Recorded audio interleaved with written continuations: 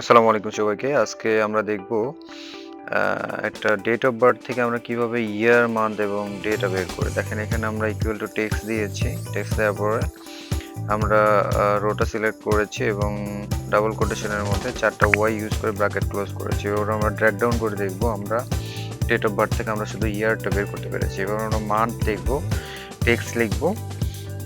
Text নিয়ে আসার পরে আমরা রোটা সিলেক্ট করে দিব, কলামটা সিলেক্ট করে দিব, দেন কমা দিয়ে ডাবল কোটেশনের মধ্যে আমরা ৪ টা এম লিখে দিব এবং ড্র্যাগ ডাউন করে দিব। সেম ওয়েতে আমরা ডেটাও আমরা বের করতে পারবো যে এটা কোন দিন।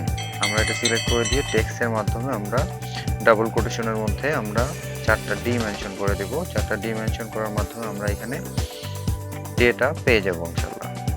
ড্র্যাগ ডাউন করে দিই, দেখেন এটা এখানে আমরা কোন দিন সেটাও এখানে দেখাচ্ছে।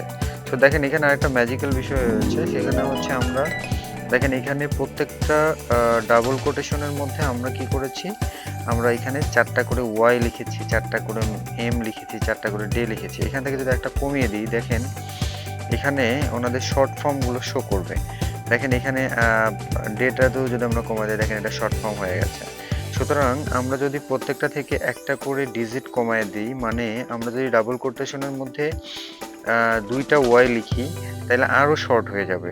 এক্সাম্পল দেখেন, এখানে আরেকটা ওয়াই যদি আমরা কমিয়ে দিই, দেখেন এখানে শুধু ২ টা ডিজিট দেখাচ্ছে।